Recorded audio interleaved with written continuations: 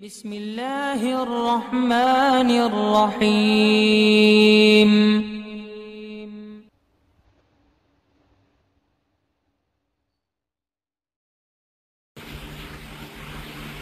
السلام علیکم ورحمۃ اللہ وبرکاتہ۔ الحمدللہ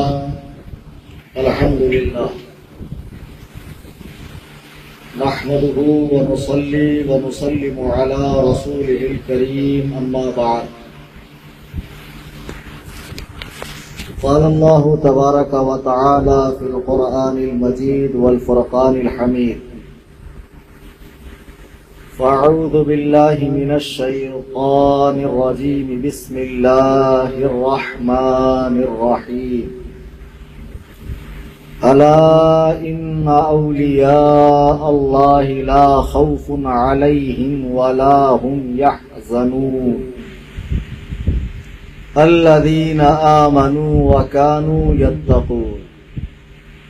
عن عبد الله بن عمرو بن العاص قال: سمعت رسول الله صلى الله عليه وسلم يقول: إن الله لا يقبض العلم انتزاعا ينتزعه من العباد، ولكن يقبض العلم بقبض العلماء، حتى إذا لم يبق عالما اتخذ الناس رؤوسا جهالا فسئلوا فأفتوا بغير علم فضلوا وأضلوا، أو كما قال عليه الصلاة والسلام۔ دوستان گرامی، رفیقان محترم، جملہ برادران اہل سنت و جماعت، آئیے ہم اور آپ غایت ادب و احترام سے مقصود کائنات، باعث تخلیق کائنات جناب احمد مجتبی محمد مصطفیٰ صلی اللہ تبارک و تعالی علیہ وسلم کی بارگاہ میں ہدیہ درود و سلام پیش کرائیں۔ اللہم صلی علی سیدنا مولانا محمد معدن الجود والکرم، منبع العلم والحلم والحکم، وآلہ واصحابہ اجمعین، صلاۃ و سلاما علیک یا رسول اللہ صلی اللہ تعالی علیہ وسلم۔ حضرات گرامی وقار، آج کی جو یہ گفتگو ہے، مجھ سے پہلے ایک بہترین قاری صاحب نے تلاوت قرآن کی، قرآن مجید برہان رشید کی 2 صورتیں انہوں نے بالترتیب تلاوت فرمائی، بعدہ نعت نبی بھی پڑھی اور صاحب عرس کی بارگاہ میں منقبت کے چند اشعار بھی پڑھے۔ حضرات، آج کی جو یہ نشست ہے، اس کا اعلان کئی مرتبہ انٹرنیٹ کی معرفت سے کیا گیا۔ یہ حضور پرنور آئینہ ذات رضا، مظہر حضور حجت الاسلام، تاج الشریعہ مفتی اختر رضا خان قادری علیہ الرحمت والرضوان کی بارگاہ میں خراج عقیدت پیش کرنے کے لیے عالمی تنظیم سنی جمعیت الاحناف کی جانب سے اس کا اہتمام کیا گیا۔ آپ جانتے ہیں پورے ملک میں لاک ڈاؤن ہے، تو جو بھی دینی نشستیں ہو رہی ہیں وہ آن لائن مکسلار وغیرہ کے ذریعے سے ہی ہو رہی ہیں۔ حضرات، آج کی ہماری یہ گفتگو ہمارا مدرسہ نمبر 2 مدرسہ اہل سنت اصحاب بدر کے قریب منعقد کی گئی ہے۔ حضرات، میں نے قرآن مجید کی جو آیت مبارکہ تلاوت کی ہے، اس پر آپ نے اس سے پہلے کئی مرتبہ تقریریں سماعت کی ہوں۔ اکثر بڑے بڑے نامی گرامی خطبہ جن کو آپ فلائٹ کے ذریعے بلاتے ہیں اور ماشاء اللہ جن کا خطاب آپ سماعت فرماتے ہیں، وہ بھی اسے اپنا موضوع سخن بناتے ہیں، اور اکثر و بیشتر امام جمعہ بھی اس آیت مبارکہ کو پڑھ کر اولیاء اللہ کے حوالے سے گفتگو کرتے ہیں۔ میں یہ نہیں کہتا، مجھے کوئی دعوی اکملیت نہیں ہے کہ میں اس میں نکات پیدا کروں گا اور چند ایسی باتیں بتاؤں گا کہ جو اس سے پہلے آپ نے نہیں سنی ہوں گی۔ البتہ یہ ضرور عرض کروں گا کہ جو کچھ میں کہوں گا انشاءاللہ الرحمن وہ قرآن و سنت کی روشنی میں ہوگا۔ حضرات صحیح چل رہا ہے۔ میں نے جو آیت مبارکہ پڑھی ہے، اللہ سبحانہ و تعالی ارشاد فرماتا ہے، الا ان اولیاء اللہ، سن لو بے شک اللہ کے ولی۔ اب پہلے حصے پر ہم بحث کرتے ہیں کہ جو لفظ ولی ہے وہ عربی میں بنا کس سے؟ تو عربی میں یہ ولا سے بنا ہے، جس کے معنی ہوتے ہیں قرب کے، نصرت کے۔ یعنی ولی وہ ہے جو اللہ سبحانہ و تعالی کی رضا چاہتا ہے، اس کا قرب چاہتا ہے، ہر کام اس کے زندگی کا لمحہ لمحہ، گوشہ گوشہ، شوشہ شوشہ خداوند قدوس و جبروت کو راضی کرنے میں گزرتا ہے۔ تو وہ خدا کا قرب چاہتا ہے اور اس طرح خدا اس کی نصرت فرماتا ہے۔ یہ عربی میں لفظ ولا سے بنا ہے، ولی۔ ولی کی تعریف یہ کی گئی ہے کہ جو اپنے عقائد کو صحیح رکھتے ہوئے اللہ اور رسول کا اتباع کرتا ہے اور کبھی بھی خداوند قدوس و جبروت کی نافرمانی اور اس کی ناراضگی والے کام نہیں کرتا۔ تو معلوم پڑا قرآن میں جو فرمایا گیا، الا ان اولیاء اللہ، سن لو بے شک اللہ کے ولی، یعنی وہ لوگ جو اللہ کی رضا چاہتے ہیں۔ اب جب پتا چل گیا کہ جو لوگ اللہ کی رضا چاہتے ہیں، اللہ کی اطاعت، فرما برداری، اس کے حکموں کی بجا آوری کرتے ہیں، وہ کون لوگ ہیں، ان کو کیسا انعام ملا؟ قرآن کہتا ہے لا خوف علیہم ولا هم یحزنون، یہ وہ لوگ ہیں جن کو کوئی خوف نہیں اور کوئی غم نہیں۔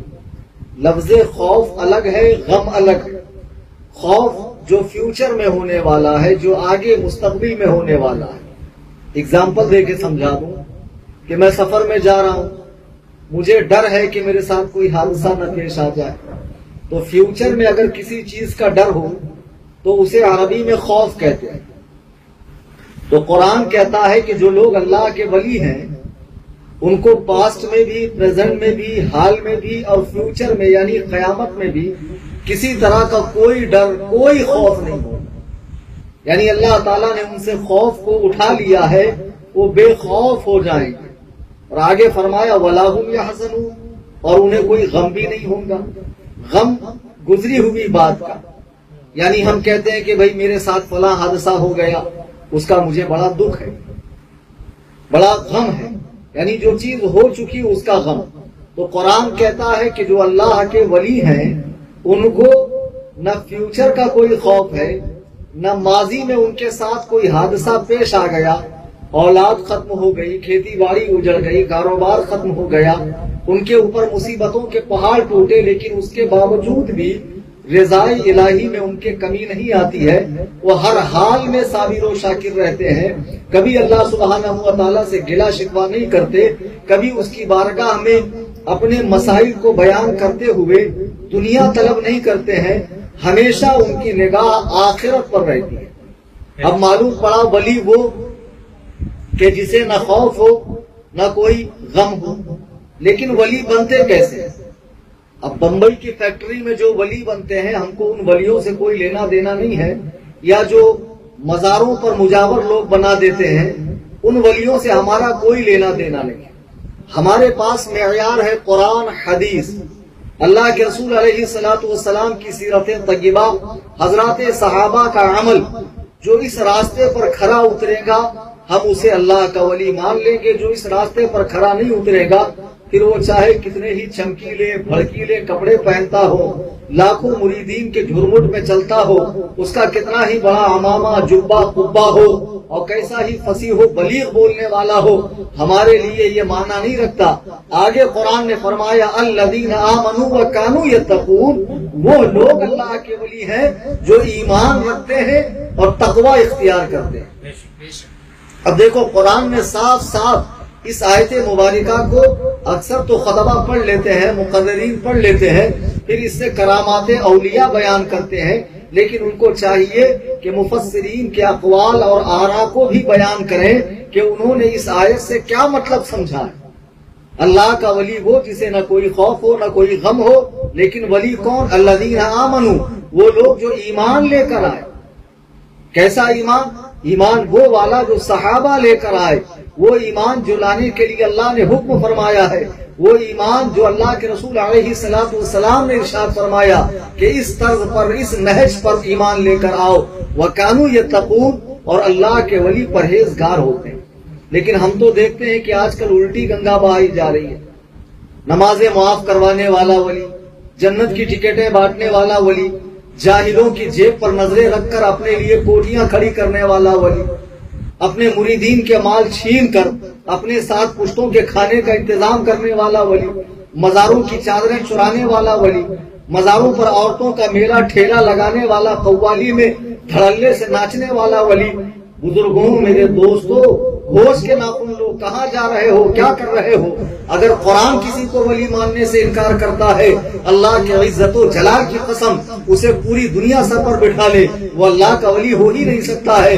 دیکھو، اولیاء کے سردار اور اس امت کے سب سے بڑے پیر سیدنا غوث اعظم دستگیر رضی اللہ تبارک و تعالی ارشاد فرماتے ہیں، اگر کسی کو ہوا میں اڑتا دیکھو، پانی پر چلتا دیکھو، اسے اللہ کا ولی نہ مانو جب تک اسے سرکار کی سنتوں کا پابند نہ دیکھو۔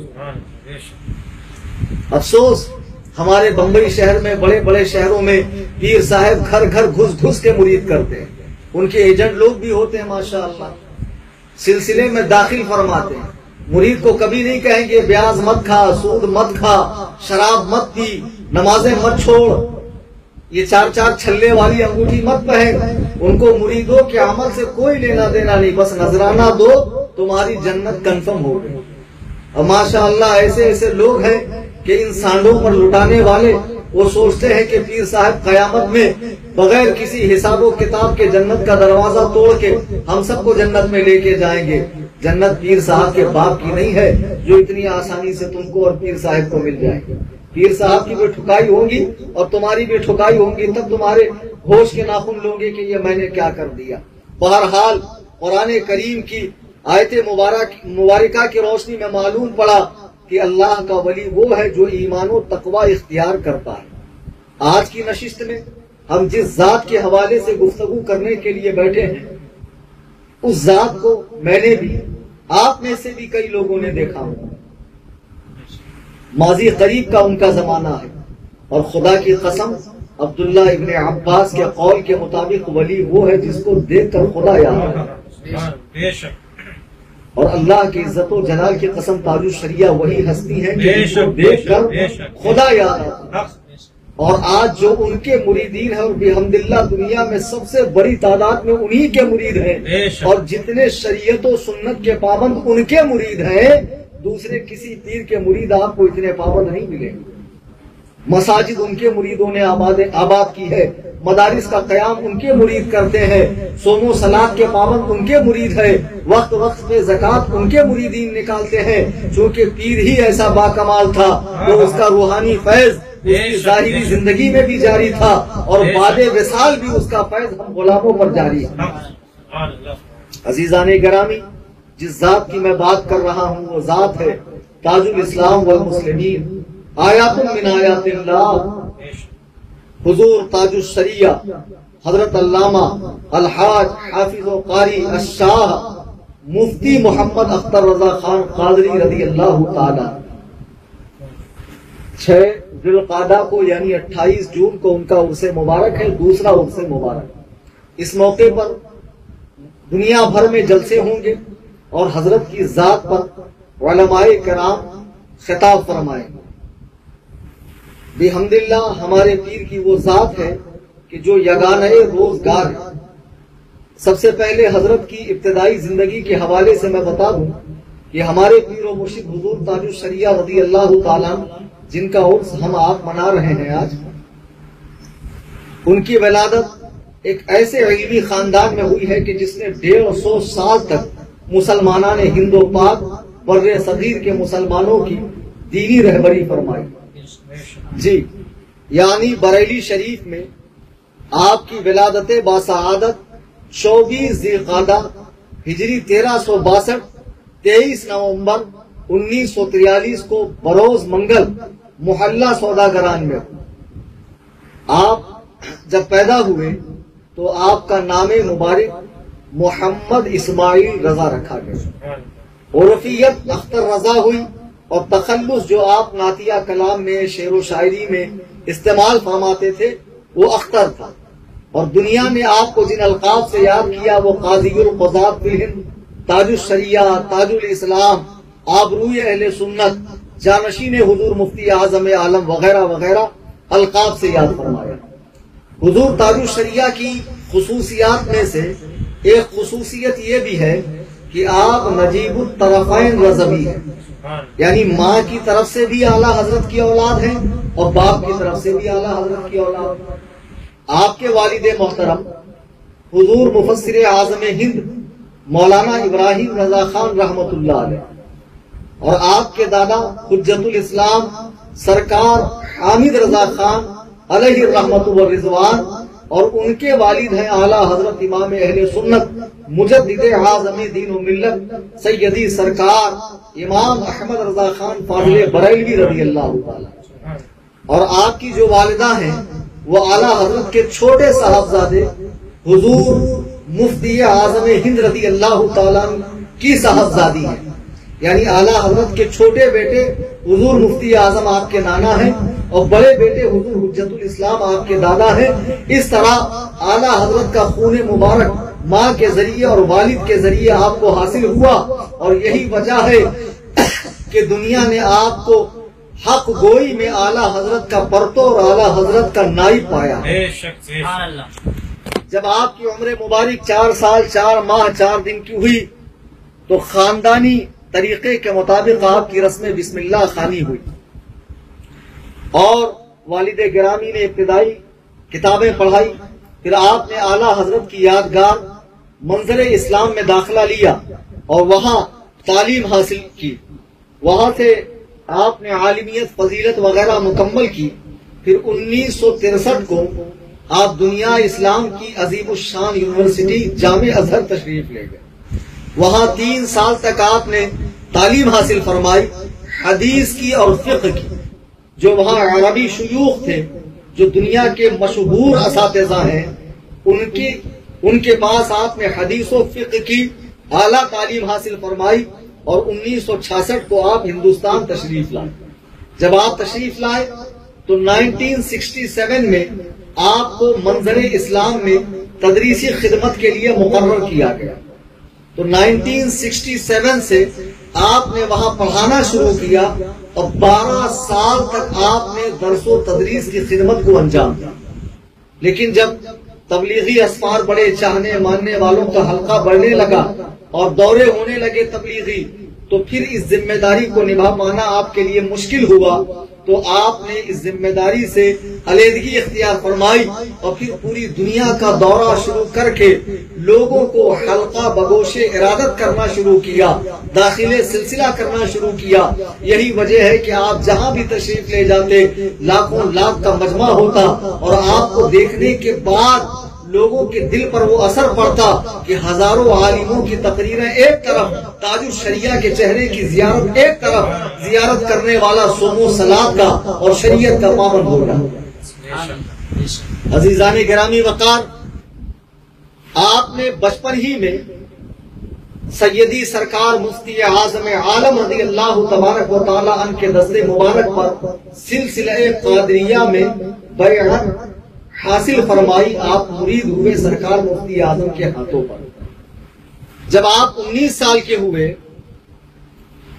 15 جنوری 1962 کو سرکار مفتی اعظم نے بریلی شریف میں ہی بڑے بڑے علماء کی موجودگی میں آپ کو اپنی خلافت و اجازت عطا فرمائی۔ اس کے علاوہ سرکار تاج الشریعہ کو حضور سید العلماء سے بھی اجازت و خلافت ہے، حضور برہان ملت سے بھی اجازت و خلافت ہے، حضور احسن العلماء علامہ حیدر حسن صاحب سے بھی خلافت و اجازت ہے، اور اپنے والد ماجد علامہ ابراہیم رضا خان علیہ الرحمت والرضوان سے بھی آپ کو اجازت و خلافت ہے۔ آپ جب جامع ازہر سے تشریف لائے 1966 میں تو 1967 سے آپ نے جو خدمت دین کا سلسلہ شروع کیا تو 2018 تک یعنی 50 سال تک تبلیغی دورہ، تدریسی خدمت، وعظ و نصیحت، بیعت و ارشاد، تصنیف و تعلیف، مناظرے، لوگوں کی اصلاح کے لیے محافل کا انعقاد وغیرہ، اور ملک و بیرون ملک کے دورے، اور بالخصوص فتاوی نویسی کا کام، بالخصوص فتاوی نویسی کا کام آپ نے شروع کیا تو 50 سال تک آپ یہ خدمت کرتے رہے۔ جو حضرات بھی تاج الشریعہ کا علمی مقام دیکھنا چاہتے ہیں وہ آپ کی کتاب فتاوی تاج الشریعہ کو دیکھ لیں، ورنہ کوڑی کے 3 مقرر ایسے بھی ہیں جو بھانگ پی کر تقریر کرتے ہیں اور اسٹیج پر آ کے چیلنج کرنے لگتے ہیں کہ تاج الشریعہ نے یہ مسئلہ غلط بیان کر دیا، تاج الشریعہ نے وہ مسئلہ غلط بیان کر دیا۔ ابے بھانگ پی کر تقریر کرنے والوں، اپنی اوقات میں آ جاؤ، تم کو میں نے کئی مرتبہ چیلنج کیا ہے اور تمہارے علاقے میں آ کر دھویا ہے، مگر تمہاری عقلیں ٹھکانے نہیں آتی۔ تاج الشریعہ اس ذات گرامی کا نام ہے جو علم و فن کا آسمان ہے، اور یاد رکھو اگر آسمان پر کوئی تھوکے گا تو آسمان کا کچھ بگڑنے والا نہیں ہے، پلٹ کر تمہارا چہرہ خراب ہو جائے گا۔ اور دیکھو بمبئی میں جن کی چلتی تھی پیر لوگوں کی، کہاں غائب ہے؟ ایسے غائب ہے جیسے گدھے کے سر سے سینگ کوئی پہچانتا ہی نہیں، نام لینے والا کوئی نہیں ہے۔ سوچ لو جب تاج الشریعہ سے ٹکرانے کے بعد یہ حشر ہوتا ہے، کوئی اعلیٰ حضرت سے ٹکرا لے تو اس کا کیا حشر ہوگا؟ خدا کی قسم اللہ تعالیٰ جسے اپنا نیک بندہ بناتا ہے تو اس کی محبت لوگوں کے دلوں میں ڈال دیتا ہے، اور جو اس سے ٹکراتا ہے، پنگا لیتا ہے، اس کے ساتھ مقابلہ کرتا ہے، خدا بند قدوس و جبروت اسے نیست و نابود فرماتا ہے۔ سرکار تاج الشریعہ نے 1967 سے لے کر 2018 تک فتاوی نویسی کا کام کیا، اور اس بیچ میں سفر حج و زیارت بھی ہے، کئی مرتبہ حج و زیارت ہوئی۔ پھر جب آپ مکہ شریف گئے، نجدی امام کے پیچھے نماز نہیں پڑھی، آپ نے علماء سے واقعات سنے ہوں گے کہ اس کے بعد وہاں پر آپ کا نجدیوں سے مناظرہ بھی ہوا۔ جب وہ لوگ ذلیل و خوار ہوئے تو بالآخر اپنی خفت مٹانے کے لیے حضور تاج الشریعہ کو ایذا دینا شروع کر دیا، تکلیف دینا شروع کیا، یہاں تک کہ آپ کو پابند سلاسل کر دیا، آپ کو قید زندہ کر دیا، جیل میں ڈال دیا۔ آپ نے سب کچھ برداشت کیا دین مدین کی خاطر، اور الحمدللہ آپ کے پائے استقلال میں جنبش نہیں آئی، چونکہ آپ استقامت رضا کا پیکر و نائب تھے، اس لیے آپ کے پائے استقلال میں جنبش نہیں آئی۔ بہرحال حضور مفتی اعظم ہند رضی اللہ تعالیٰ نے آپ کے بارے میں کئی باتیں ارشاد فرمائی۔ ایک مرتبہ آپ نے ارشاد فرمایا کہ لوگوں اختر میاں سلمہ سے پوچھا کرو، ان سے رجوع کیا کرو، انہیں میں اپنا قائم مقام اور جانشین بنا رہا ہوں، اور میرا انہیں قائم مقام اور جانشین سمجھیں۔ جب قطب الاقطاب نے نائب غوث اعظم نے یہ بات اپنی زبان سے ارشاد فرمائی تو دنیا نے دیکھا کہ آپ نے مفتی اعظم کی جانشینی کا پورا حق ادا فرما دیا، اور رضویت کو فقط پاک و ہند میں نہیں بلکہ دنیا کے کونے کونے میں پہنچا دیا۔ حضرات گرامی اوقات، بعض لوگ اپنے پیروں کی کرامتیں بیان کر کر جاہلوں کے اوپر رعب ڈالتے ہیں۔ ہمارے پیر صاحب اتنے با کرامت، اتنے با کرامت، ایسی کرامت دکھا دیے تو جاہل لوگ امپریس ہوتے ہیں کرامت سے۔ اور ایک بات یاد رکھنا، کوئی مولوی جلدی کسی کو قبول نہیں کرتا، ہضم نہیں کرتا۔ تاج الشریعہ کے جتنے مرید علماء ہیں اور پیروں کے تو اتنے جاہل بھی مرید نہیں ہوتے۔ جی، تاج الشریعہ رضی اللہ تعالیٰ کے دامن سے وقت کے جید علماء وابستہ تھے۔ کیوں؟ ایسی کیا بات تھی؟ پیر تو بہت ہے، کچھ تو ہے۔ تاج الشریعہ میں جو خاصیت تھی، لوگ اپنے پیروں کی کرامتیں بیان کرتے ہیں ان سے پاک کے موقع پر، اور مجھے بھی لوگ پوچھتے ہیں آپ اپنے پیر کی کرامت بتائیے، تو خدا کی قسم میں اپنے پیر کی ایک ہی کرامت جانتا ہوں، وہ ہے شریعت پر استقامت۔ جب اس دور میں بڑے بڑوں کے قلم بک گئے اور بڑے بڑے علماء حالات حاضرہ کو دیکھتے ہوئے فتووں میں نرمی کرنے لگے، آج مجھے بتاؤ 99% علماء ایسے ہیں جنہوں نے تصویر یا ویڈیو کی اجازت دے دی ہے دینی کاموں کے، دی ہے کہ نہیں دی؟ اور اس پر آنے سے زیادہ کام وہ زیادہ پاپولر ہو رہے ہیں، اور آج کل کی پبلک کی تھنکنگ بھی یہی ہے، سوچ بھی یہی ہے، جو یوٹیوب پہ آتا ہے وہ بڑا مولانا، جو دکھتا ہے سامنے وہ بڑا مولانا۔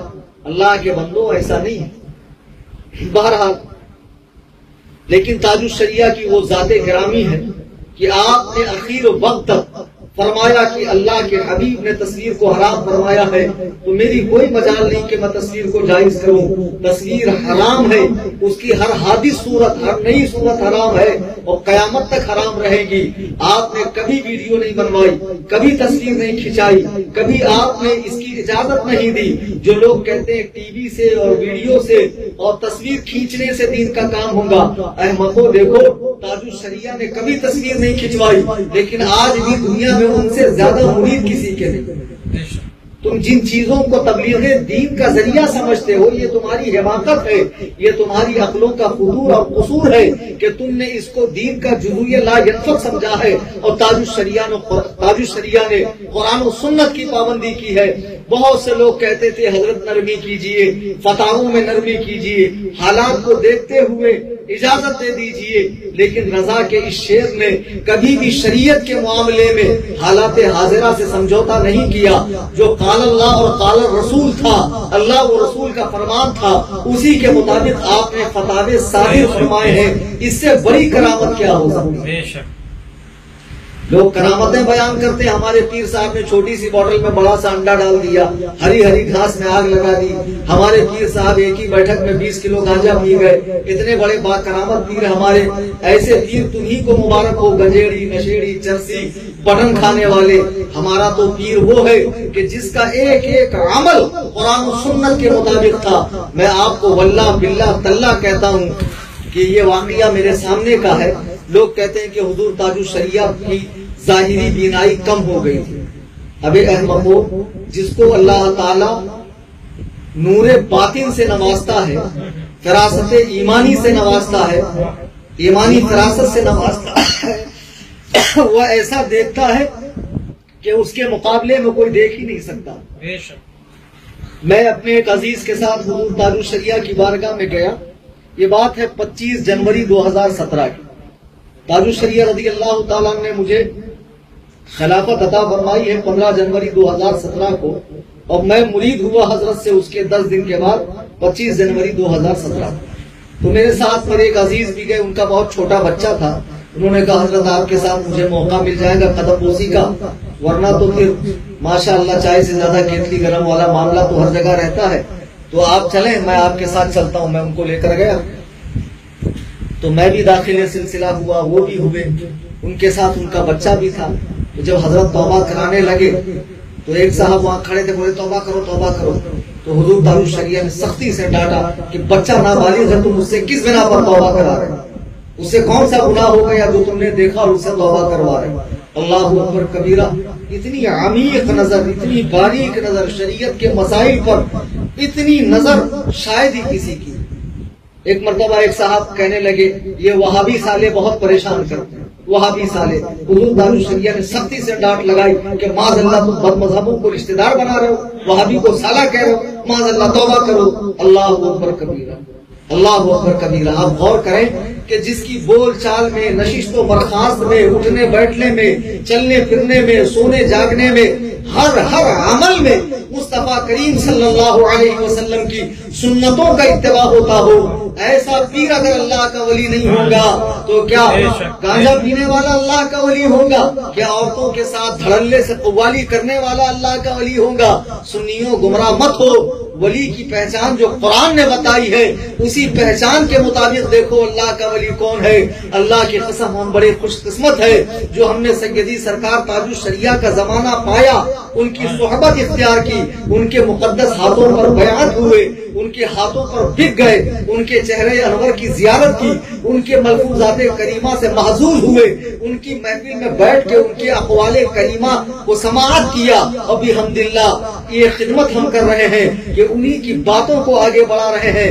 دیکھو تاج الشریعہ سے جلنے والے بہت ہیں، جلنے کی کئی وجہ ہیں کہ خان ہو کر اتنا آگے بڑھ گئے، ہم لوگ سید ہو کر پیچھے رہ گئے۔ بتاؤ آج دنیا میں ان کے کروڑوں مرید ہو گئے، ہم بھی تو مولانا ہے، ہمارے چاہنے والے کوئی نہیں ہے۔ جلنے سے کچھ نہیں ہوتا، حسد کرنے سے کچھ نہیں ہوتا ہے۔ آپ دین خدا کا اتباع کیجئے، اللہ رسول کے ارشادات پہ عمل کیجئے تو خود بخود آپ کی شہرت ہوگی۔ وہ شیخ سعدی نے کہا نا کہ عطر خود بولتا ہے، عطار کے بولنے سے کچھ نہیں ہوتا ہے۔ اگر عطر فروش یہ کہے کہ میرا عطر اچھا ہے تو کیا فائدہ ہے؟ عطر کی خوشبو بتاتی ہے یہ اچھا ہے یا نہیں۔ حضرات گرامی وقار، سیدی تاج الشریعہ رضی اللہ تعالیٰ عنہ کی مبارک حیات کا لمحہ لمحہ دنیا نے دیکھا کہ شریعت مصطفیٰ کے مطابق وہ موافق تھا، ان کا کوئی کام خلاف شرع کوئی ثابت نہیں کر سکا۔ جلنے والے جلتے رہے، ایٹھنے والے ایٹھتے رہے، یوں ہی پڑے رہیں گے، سڑتے رہیں گے، نیز تو نابود ہوں گے، اور خدا بند قدوس جبروت ان کا چرچا عام کرتا رہے گا۔ علم و فن کا یہ کوہ ہمالا، عمل کا یہ پہاڑ یعنی پیر و مرشد سیدی تاج الشریعہ، جس نے زندگی کا لمحہ لمحہ خدمت دین میں گزارا، آخر میں 2018 20 جولائی جمعۃ المبارک کا دن ہے، اور اتفاق دیکھیے کہ اس دن میں نے جمعہ کے بعد میرے ایک عزیز ہیں جو حضور تاج الشریعہ رضی اللہ تعالیٰ عنہ کی خدمت میں اکثر حاضر ہوتے ہیں، ان سے میں نے پوچھا حضرت کی طبیعت کیسی؟ بولے اب تو بہت اچھی ہے ماشاءاللہ۔ اسی دن کی بات تو بہت خوشی محسوس ہوئی، میں نے کہا چلو اچھا ہے، چونکہ ہم لوگ خبر لیتے رہتے تھے ہر ایک دن میں 2 دن میں، تو انہوں نے کہا بہت اچھی طبیعت ہے، بلکہ حضرت نے ماشاءاللہ آواز بھی صاف ہو گئی ہے، بات بھی کر رہے ہیں وغیرہ وغیرہ۔ اب اسی دن شام میں جمعہ کا دن ہے، 20 جولائی ہے سن 2018، آج سے 2 سال پہلے، یعنی 6 ذی قعدہ ہجری 1439 کا دن ہے، اور جمعۃ المبارکہ کا دن ہے، مغرب کی نماز کا وقت قریب ہے۔ آپ لیٹے ہوئے ہیں، زبان خدا کے ذکر سے تر، خدا کے ذکر سے زبان تر ہے، اللہ اکبر کبیرہ، جانے کی کیفیت تو دیکھو، دنیا سے جانے کا عالم تو دیکھو۔ یا ایتھا النفس المطمئنہ ارجعی الی ربک راضیۃ مرضیہ، اللہ اکبر کبیرہ۔ موت اس کو کہتے ہیں کہ آپ عصر کی نماز پڑھ چکے ہیں، نماز مغرب کا انتظار کر رہے ہیں، خادم سے پوچھتے ہیں مغرب میں اور کتنا وقت باقی ہے؟ خادم نے کہا حضور بس کچھ دیر باقی ہے۔ یہ اللہ کے ولی ہیں کہ ایک نماز پڑھنے کے بعد ان کا جی دوسری نماز میں لگا ہوا، یہ نہیں کہ کتنا نذرانہ آیا اور کتنا باقی ہے۔ یہ ہے اللہ کے ولی، جمعہ کا دن ہے، نماز عصر ہو چکی ہے، ذکر و اذکار چل رہا ہے، زبان پہ خدا بندے قدوس و جبروت کا ذکر ہو رہا ہے، اللہ کی حمد و ثنا، اس کی بڑائی، اس کی پاکیزگی بیان ہو رہی ہے، اس کی بڑائی بیان ہو رہی ہے۔ نماز مغرب کا وقت پوچھ رہے ہیں، خادم نے بتایا کچھ اور وقت باقی ہے۔ مزید آپ نے ذکر کرنا شروع کیا، اور دیکھا خدام نے دیکھا کہ ذکر کرتے کرتے آپ کی روح مبارک قفس عنفی سے پرواز کر گئی، آپ کے جسم اطہر سے نکلی، اور ہمیشہ ہمیش کے لیے اپنے مالک حقیقی سے جا ملی، اور یہ کہتے ہوئے آپ دنیائے آب و گل سے رخصت ہوئے، اختر قادری خلد میں چل دیا، خلد واہ ہے ہر ایک قادری کے لیے۔ حضرات گرامی وقار، آپ کے وصال کی خبر ملتے ہی پوری دنیا میں کوہرام مچ گیا، ہزاروں لاکھوں کروڑوں شاخ رونے لگے کہ اللہ اکبر، ہمارے سر سے سایہ اٹھ گیا۔ علماء کرام رونے لگے، مفتیان کرام رونے لگے کہ اب دارالفتہ کی زینت، مدرسوں کی زینت، دارالحدیث کی زینت، خانقاہوں کی زینت ہم سے رخصت ہو گئی۔ اللہ اکبر کبیرہ، جیسے تیسے جو چاہا تھا وہیں سے بریلی شریف کے لیے نکل گیا۔ دنیا نے دیکھا کہ ان کا جو جنازہ ہوا ہے وہ تاریخی جنازہ تھا، ہندوستان کی تاریخ میں چشم فلک نے ایسا جنازہ نہیں دیکھا ہوگا کہ کروڑ افراد پہنچ گئے، اور بریلی شہر جس کی کیپیسٹی 50 سے 60 لاکھ لوگوں کو سمانے کی ہے، اللہ نے اس میں اتنی وسعت و برکت عطا فرما دی کہ کروڑوں کا مجمع آیا، لیکن کسی طرح کی کوئی افراتفری نہیں مچی۔ پھر آپ کی نماز جنازہ آپ کے صاحبزادہ گرامی حضور قائد ملت اور جماعت رضائے مصطفیٰ کے حال فی الحال میں صدر محترم اور ہم اہل سنت و جماعت کی آبرو حضرت علامہ و مولانا مفتی اسجد رضا خان صاحب قبلہ دامت برکاتہم القدسیہ نے ادا فرمائی اسلامیہ انٹر کالج میں، اور آپ کو مزار اعلیٰ حضرت کے بغل میں جو ازہری گیسٹ ہاؤس ہے وہاں دفن کیا گیا، اور آپ کی جانشین کی حیثیت سے حضرت علامہ مولانا مفتی اسجد رضا خان صاحب قبلہ مسند ارشاد پر بیٹھے ہوئے ہیں۔ اب ہم اہل سنت و جماعت جیسے تاج الشریعہ کی حیات ظاہری میں مرکز کے وفادار تھے، ان کے دامن سے لپٹے اور چمٹے ہوئے تھے، اب بھی ہمیں اپنے مرکز کا ساتھ دینا ہے، مرکز سے چمٹے رہنا ہے، اور حضور قائد ملت مفتی اسجد رضا خان صاحب قبلہ کے ارشادات پر عمل کرنا ہے، چونکہ وہ ہمارے پیر کے نائب ہیں اور ہمارے پیر نے انہیں اپنا جانشین چنا ہے۔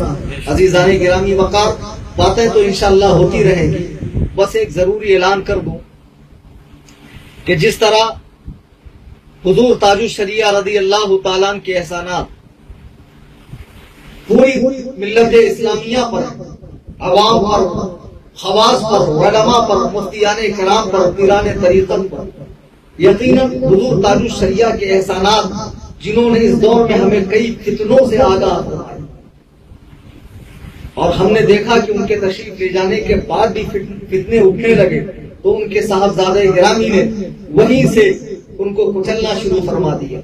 حضور تاج الشریعہ کے احسانات ہر سنی پر، خواہ ان کے دامن سے وابستہ ہو یا نہ ہو، کسی بھی پیر سے منیر ہو، تاج الشریعہ ہر سنی کے امیر ہے، امیر اہل سنت، تو ان کا عرص بعد پوری دھوم دھام سے منایا جانا چاہیے۔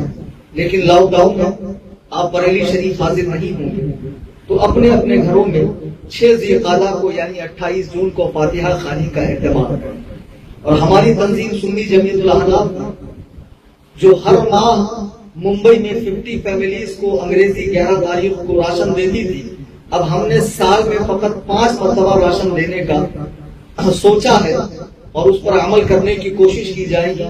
ایک عرص تاج الشریعہ کے موقع پر، ایک عرص اعلیٰ حضرت کے موقع پر، ایک 12ویں شریف میں، ایک 11ویں شریف میں، ایک 2 شعبان کو سیدنا امام اعظم ابو حنیفہ رضی اللہ تعالیٰ کے عرص وفات کے موقع پر، سال میں فقط 5 مرتبہ۔ تو پہلا موقع 28 جون کو آ رہا ہے، سرکار تاج الشریعہ کی روح پاک کو ایصال ثواب کے لیے ممبئی میں 60 فیملیز کو 6 ذی القعدہ کی نسبت سے 2500 روپے کا ایک کٹ ہوگا جو ایک فیملی کو دیا جائے گا۔ اعلیٰ حضرت کی نسبت سے آپ حضرات سے گزارش ہے کہ آپ حضرات اس کار خیر میں تعاون کریں، اپنے مرشد کریم کی بارگاہ میں خراج عقیدت پیش کریں۔ یاد رکھیں کہ تاج الشریعہ آج بھی اپنی قبر انور سے ہمیں ملاحظہ فرما رہے ہیں، اور جہاں چاہیں آپ روحانی طور پر تشریف لے جا سکتے ہیں۔ کیا کرم ہوگا کہ ہم اپنے مرشد کی بارگاہ میں خراج عقیدت پیش کریں اور وہ خوش ہو کر ہماری بخشش کا پروانہ عطا فرما دے۔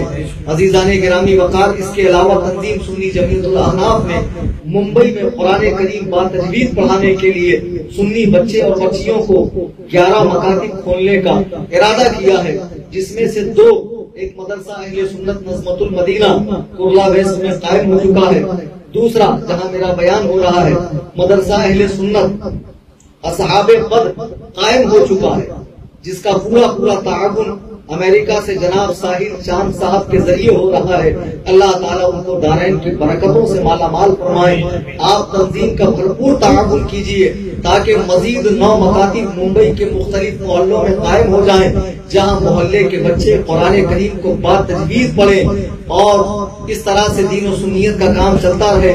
اور جو لنگر تاج الشریعہ کا اہتمام کیا جا رہا ہے تنظیم سنی جمعیت الاحناف کی جانب سے، آپ بھی اس میں بڑھ چڑھ کر جتنی حیثیت ہو حصہ لیں۔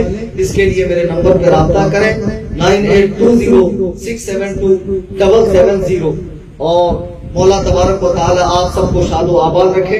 آئیے دعا کرتے ہیں، اللہم صلی علی سیدنا مولانا محمد طب القلوب و دوائها وعافیت الابدان و شفائها و نور الابصار و ضیائها والہ و صحبہ دائما ابدا ابدا۔ یا اللہ یا رحمان یا رحیم یا کریم، تیرے یہ ناچیز بندوں نے جو اس محفل پاک کا انعقاد کیا ہے، مولا اس کے اندر کوئی کمی خامی رہ گئی ہو اپنے رحم و کرم سے اسے معاف فرما دے۔ مولا تبارک و تعالیٰ جو قرآن کریم کی تلاوت ہوئی، نعت و منقبت پڑھی گئی، بیان ہوا، درود شریف پڑھا گیا، مولا تعالیٰ اس کا جو ثواب تو اپنے رحمت کاملہ واسعہ سے ہمیں عطا کرے گا، ہماری جانب سے ہمارے آقا و مولا جناب محمد رسول اللہ صلی اللہ علیہ وسلم کی بارگاہ پاک میں نظر قبول فرما۔ ان کے صدقہ و طفیل سے جملہ انبیاء علیہ السلام، جملہ صحابہ کرام، جملہ صحابیات، ازواج مطہرات، جملہ شہداء اسلام کی بارگاہ میں نظر مولا قبول فرما۔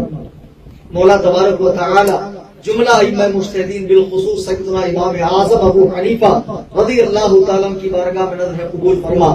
جملہ شرق سے غرب تک، شمال سے جنوب تک، جہاں کہیں تیرے نیک بندے آرام فرما رہے ہوں ان کی بارگاہوں میں نظر قبول فرما۔ بالخصوص سیدنا غوث اعظم سیدنا حضرت خواجہ معین الدین چشتی رضی اللہ تعالیٰ، سیدنا حضرت مخدوم ماہمی، سیدنا حضرت حاجی علی اعلیٰ حضرت امام اہل سنت حضور حجت الاسلام حضور مفتی اعظم، بالخصوص ہمارے آقا و مولا پیر و مرشد حضور سیدی تاج الشریعہ رضی اللہ تعالیٰ کی روح پاک کو اس کا ثواب نظر قبول فرما۔ مولا تعالیٰ حضرت کے فیوز و برکات سے ہم سب کو مالا مال فرما۔ مولا تعالیٰ جناب ہاشم بھائی کے والدین اماں اور ابا کی بے حساب مغفرت فرما، اور جتنے لوگ یہاں بیٹھے ہوئے ہیں اس وقت اور جو پوری دنیا میں آن لائن سن رہے ہیں یا بعد میں سنیں گے، ان کی جملہ حاجات کو پوری فرما۔ مولا کورونا وائرس کا خاتمہ فرما۔ مولا تبارک و تعالیٰ مساجد کو دوبارہ آباد کرنے کی توفیق رفیق عطا فرما۔ یا اللہ جتنے مسلمانوں کے دشمن ہیں انہیں نیست و نابود فرما۔ یا اللہ ہم سب کو مذہب مہذب اہل سنت و جماعت یعنی مسلک اعلیٰ حضرت کا سخت پابند بنا۔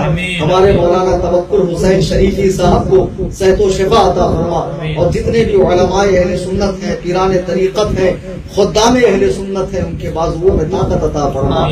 تجھے فضل کرتے نہیں لگتی بار، نہ ہو تجھ سے مایوس امیدوار، اے خالق ہر بلند و پستی، شش چیزیں عطا بکن ز ہستی، علم و عمل و فراغ دستی، ایمان و امان و تندرستی، خدایا وحق کے بنی فاطمہ کے برقول ایما کنم خاتمہ، اگر دعوت امرت کنی بر قبول، منو دست دامان آل رسول۔ ان اللہ و ملائکتہ یصلون علی النبی یا ایھا الذین آمنوا صلوا علیہ وسلموا تسلیما۔ اللہم صل علی